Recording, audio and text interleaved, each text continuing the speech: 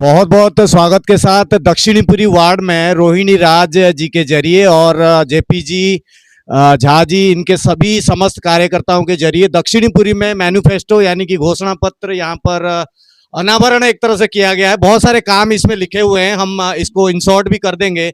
बहुत खुशी की बात है कि भाई ये वीडियो में जब आप सुनेंगे घोषणा पत्र को जारी करते हुए रोहिणी राज अनेकों सेवा भाव से इस क्षेत्र में काम करेंगे और इसमें जो जो लिखा हुआ है इसको विस्तृत जानकारी के साथ आइए आपको सुनाते हैं प्रेस कॉन्फ्रेंस में क्या कुछ इन्होंने बोला है और इस पेपर में कितने घोषणा पत्र के तहत कार्य इसमें उल्लेख किए गए हैं, सभी आपको पता चलने वाला है। बीजेपी भाई आदित्य झा जी हमारे सह प्रभारी और मंडल के जिले के महामंत्री हमारे अनिल कंडारी जी।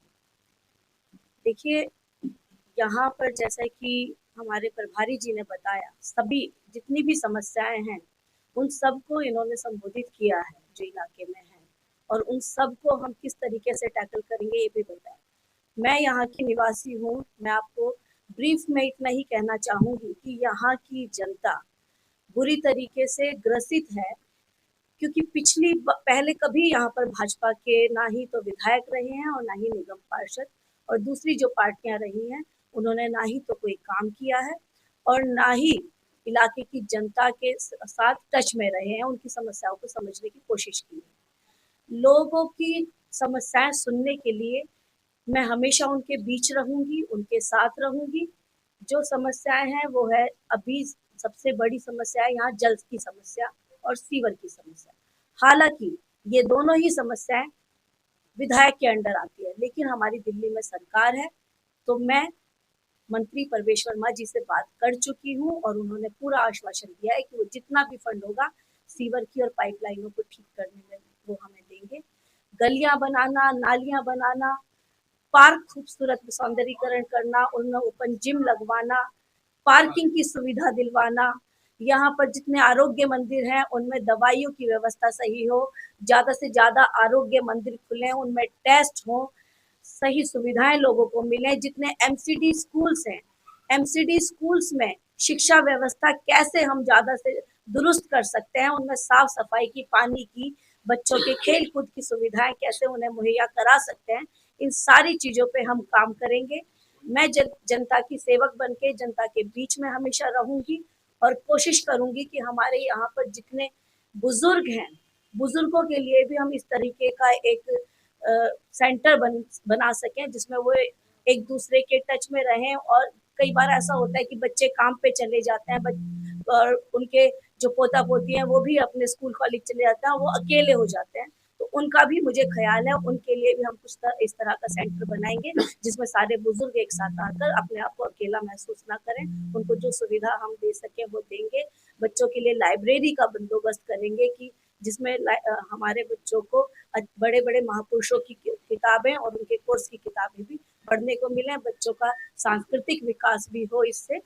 और ये सारी चीजें मेरे दिमाग में है। इसके अलावा जो भी इलाके की समस्या है उनके लिए मैं हमेशा जनता के बीच में रहूंगी और जनता की सेवा करती रहूंगी। थोड़ा सा इसमें जेपी जी जिस प्रकार से टेक्निकलिटी समझा रहे थे कि आप इसको कर पाएंगे, पिछले सरकार के साथ अगर जोड़े, अभी आम आदमी की सरकार है, आपकी ट्रिपल इंजन की सरकार है, लोगों को थोड़ा सा टेक्निकलिटी समझा, जेपी जी कह रहे थे आप समर्थ क्यों है और उनको वोट देना बेकार क्यों है, क्योंकि वो कर नहीं पाएंगे और आप चाहे एक निगम पार्षद होने के नाते उन फाइलों को आप चला पाएंगे और उन प्रोजेक्टों को आप पारित कर पाएंगे।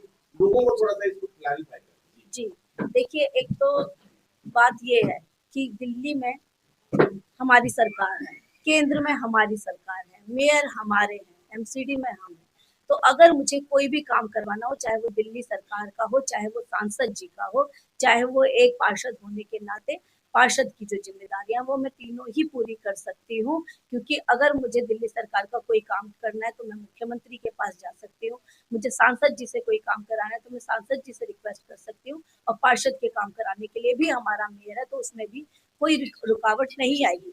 लेकिन अगर किसी और पार्टी का पार्षद वो बनाते हैं, तो जैसा कि अभी तक उनका विधायक कहता आ रहा है कि मुझे काम नहीं करने दिया जा रहा, मेरे पास फंड नहीं है, तो जब विधायक ही नहीं है, कर पा रहा है, तो उनका पार्षद क्या करेगा। बहानेबाजियों में बनाते बनाते तो उनके मुख्यमंत्री को अलविदा कर दिया है यहाँ के लोगों ने। तो इसी तरीके से उनका विधायक भी अभी नकारा साबित हो रहा है और पार्षद बनाने का भी कोई फायदा नहीं होगा। उनके नेता जो यहाँ पर आकर बोल रहे हैं कि वो हमारा विधायक है इसलिए हमारा पार्षद बनाओ, तो जनता किस लिए बनाए? तुम्हारा मतलब निकम्मा विधायक है और निकम्मा ही पार्षद लाकर बिठा दें हम यहाँ पर। जैसा कि आपने बोला था कि यहाँ कभी भी न तो निगम पार्षद भाजपा का रहा है और न ही विधायक रहा है यहाँ पर, क्या कारण है? भारतीय जनता पार्टी को यहाँ की पब्लिक हमेशा नकारती रही है और अब आपको वोट क्यों दे? हमारे को वोट इसलिए देना है क्योंकि हम काम करते हैं, हम राजनीति करते हैं सेवा के लिए। वो राजनीति करते हैं जहाँ उनको वोट मिलेंगे वहां पे वो पानी भेजेंगे, जहाँ वोट मिलेंगे वहाँ पानी नहीं भेजेंगे। यहाँ की जनता को हम अवेयर कर रहे हैं। एक समय ऐसा था कि जब हम पूरे देश में नहीं थे, आज देश में सबसे ज्यादा राज्यों में हमारी सरकार है, सबसे ज्यादा विधायक हमारे हैं, सबसे ज्यादा पार्षद हमारे हैं, सबसे ज्यादा सरपंच हमारे हैं, केंद्र में हमारी सरकार है, सबसे ज्यादा मेयर हमारे हैं। तो गिनती तो एक से शुरू होती है। तो दक्षिण पूर्वी वार्ड इस बार बदलाव की ओर जा रहा है और इस बार वो यहाँ पर पलटी मारेगा और भाजपा को जिताएगा और जब यहाँ पे भाजपा जीतेगी तो विकास हो जाएगा। मैडम आप दूसरी विधानसभा की रहने वाली है, क्या इसका कोई फर्क पड़ रहा है? देखिए मैं यहाँ की बेटी हूँ, ठीक है, एक उसका सड़क का फर्क है, उधर मेरी ससुराल है, यहाँ मैं पली हूँ पैदा हुई हूँ, तो ये मेरा परिवार है, परिवार के बीच में परिवार की बेटी है और समस्याएं समझती है यहाँ की, और यहाँ की जनता का भर भर के मुझे प्यार और आशीर्वाद मिल रहा है और इस बार लोग अपनी बेटी को अपनी सेवा के लिए जरूर मौका देंगे, ये मेरा पूरा भरोसा है। यहाँ पर सफाई व्यवस्था की जो टॉयलेट वगैरह है वो ज्यादा गंदे देखे जाते हैं, हायर सेकेंडरी स्कूल हो या प्राइमरी स्कूल हो, उनके लिए क्या सोचते हैं? यही तो हम कह रहे हैं। इस वार्ड के अंदर जो निगम पार्षद है, जो विधायक बन गया, ना उसने स्कूल ठीक करे, ना जो शौचालय होते हैं, जन सुविधाएं होती है, ना उस पर काम किया। हम आएंगे तो हर तरह की जितनी समस्या उनका समाधान करेंगे, चाहे स्कूल हो चाहे रोड हो, सब प्रकार के शौचालय ठीक किए जाएंगे, उनकी मरम्मत की जाएगी, उनको स्वच्छ किया जाएगा। निगम में तो आपका वर्चस्व है, लेकिन पार्षद के अलावा अधिकारी भी तो आपके बैठे हुए एमसीडी में, वो क्या ध्यान नहीं देते? वो नाराज क्यों रहते? जिस वार्ड में जो प्रतिनिधि होता है उसकी जिम्मेदारी होती है। अगर यहाँ पे आम आदमी पार्टी का निगम पार्षद है तो बीजेपी कैसे काम कराएगी? इसलिए हम कह रहे हैं हमारा सेवक नहीं करता हूँ, पार्टी की बात नहीं कर रहा हूँ, मैं निगम के अधिकारियों की बात कर रहा हूँ। निगम में अगर कोई दायित्व होता है सफाई का? 2.5 साल तक वो निगम में सत्ता में रहे, क्यों नहीं किया उन्होंने काम? तो पार्षद प्रेम चौहान ही थे, मेयर भी उनका था। शैली ओबराय किसकी मेयर थी? वो हमारे महेश खींची जी किसके महापौर थे? जब से राजा इकबाल जी आए नगर निगम में सुधार हुआ है, क्योंकि इन्होंने नगर निगम को भी एक तरह से पैरालाइज कर दिया था, ना उनको फंड्स दिया, ना उनसे काम कराए। उनके इनके सभी लोग सिर्फ और सिर्फ एक काम करते हैं, भ्रष्टाचार, इसके अलावा कोई काम नहीं। जिस तरीके से सीएम दौरा होता है और जो आपने समस्या बताई थी संकल्प पत्र में, वो तमाम समस्याओं का निवारण उसी दिन कर दिया गया। आपको नहीं लगता कि जब इस तरीके की चीजें एक दिन में हो सकती है तो उन पर जल्दी अमल किया जा सकता है और आने वाले टाइम में डे बाय डे इसको इंक्रीज किया जाए, ताकि जो साफ सफाई व्यवस्था हो, पार्किंग की व्यवस्था हो, पार्कों की व्यवस्था हो, जो स्कूलों की व्यवस्था हो, उसको दुरुस्त किया जा सके? बिल्कुल, हमने पूरे वार्ड में यही संदेश दिया है। आज हमारी मुख्यमंत्री आई है तो देखो कैसे सफाई हो रही है, जबकि यहाँ का विधायक और यहाँ का पार्षद आम आदमी पार्टी का है। हमारे पार्षद को लिए रोज ऐसी सफाई होगी। एक आखिरी सवाल, झुग्गी वालों का जो डर है, जो बना हुआ है कि झुग्गी टूट रही है, टूटने वाली है, ये एक भ्रम फैलाया जा रहा है, क्या इस पर क्या कहना चाहिए? जिन लोगों ने झुग्गी के लिए कोई काम नहीं किया उनका काम है भ्रम फैलाना। हमने स्वाभिमान अपार्टमेंट बना करके दिल्ली में झुग्गी वालों को मकान दिए, जाके देख सकते हैं। हमने कालकाजी में झुग्गी वालों को मकान दिए और दिल्ली में एक भी झुग्गी नहीं हटाई जाएगी। ये संकल्प हमारे प्रधानमंत्री जी का भी है और हमारी दिल्ली के मुख्यमंत्री का भी है। झुग्गी वालों को वहीं पर ही जहाँ वो रहते हैं वहीं पर उनको सारी सुविधाएं उपलब्ध कराई जाएंगी और हमारा नारा है जहाँ झुग्गी वही मकान।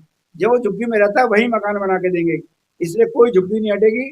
गरीब आदमी जो दरिद्र नारायण होता है उसकी सेवा करना हमारा पहला काम है। तो हम ये चाहते हैं कि झुग्गी का व्यक्ति झुग्गी से बाहर आए, वहीं उसको अच्छे पक्के मकान मिले। कांग्रेस और आम आदमी पार्टी चाहती है झुग्गी का आदमी झुग्गी में रहे, दादा भी झुग्गी में, बेटा भी झुग्गी में, पोता भी झुग्गी में, उसका बेटा भी झुग्गी में, क्योंकि उनको उनकी वोट चाहिए। अगर देश का विकास करना है, दिल्ली का विकास करना है, तो लोगों के जीवन स्तर को उठाना पड़ेगा, वो हमारा संकल्प है। हमारे मतदान है, जनता से क्या अपील करें? जनता से हाथ जोड़ के निवेदन है, कमल का बटन दबाएं, भाजपा को जिताएं और रोहिणी राज को अपनी सेविका बनाएं। आपकी समस्याओं का हम समाधान करेंगे। हमारे बीच में हमारे मंडल के अध्यक्ष अमित चौटाला जी भी हैं। मैं अमित चौटाला जी, अनिल कंडारी जी, हमारे निगम की प्रत्याशी रोहिणी राज जी और हमारे इस चुनाव के संयोजक प्रभारी श्री जयप्रकाश जी से आग्रह करूंगा कि वो विशेष तौर से जो दक्षिण दिल्ली का संकल्प पत्र है, जो हमारे प्रत्याशी ने लिया है कि जीत के बाद वो बदलाव लाएंगी, वो संकल्प पत्र आप लोगों के बीच में जारी करें। अरे